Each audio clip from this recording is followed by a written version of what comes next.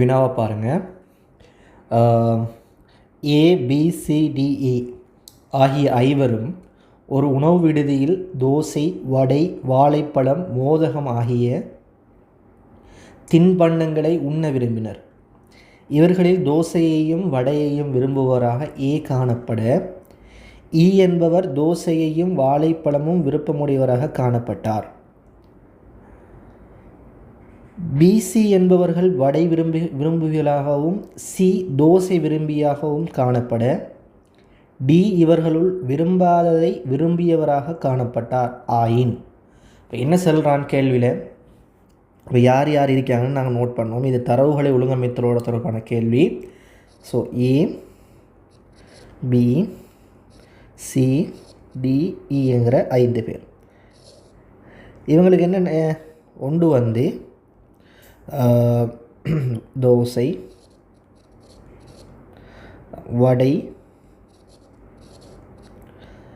வாழைப்பழம், மோதகம்.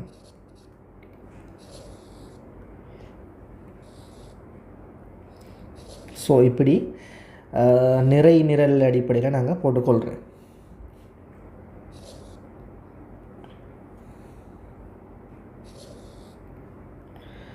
போட்டுட்டு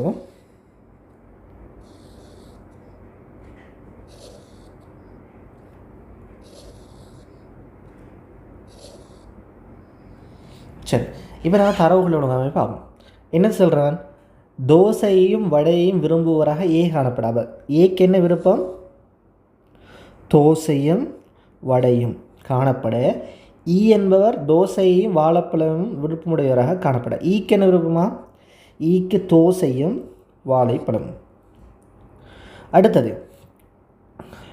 பிசி என்பவர்கள் வடை விரும்பிகளாகவும், பியும் சியும் வடையை விரும்புகிறாங்க. பியும் சியும் வடையை விரும்புகிறாங்க. சி தோசை விரும்பியாகவும், சி வந்து தோசை விரும்பியாகவும் காணப்பட, டி இவர்கள் விரும்பாததை விரும்பியவராக காணப்பட. அப்போ டி வந்து இவர்கள் யாரும் விரும்பாத விரும்புகிறார். அப்போ அது என்னது? மோதகம். ஸோ இவ்வளவுதான் தரவு. இதுக்கு பிறகு கேள்விக்குள்ளே போகும். தோசையில் விருப்பமுடையவர்கள் யார்? அப்போ தோசையில் யார் யாருக்கு விருப்பம்? ஒன்று வந்து ஏக்கு, இன்னொன்று சிக்கு, அடுத்தது ஈக்கு. அப்போ ACE. ரெண்டாவது கேள்வி, 35வது கேள்வி. வடை விரும்புவர்கள் யார்? வடையை விரும்புகிறவங்க யார்? ABC. அப்போ வடையை விரும்புகிறவங்க ABC. மோதகத்தில் விருப்பமுடையவர் யார்? மோதகத்தில் யாருக்கு விருப்பம்? டிக்கு. ஸோ ஆன்சர் வந்து டி. வாழைப்பழத்தை விரும்புபவர்கள் யார்? வாழைப்பழத்தை யார் விரும்புகிறா? ஒரே ஒரு ஆள். யார்? அது இ. ஸோ ஆன்சர் வந்து இ.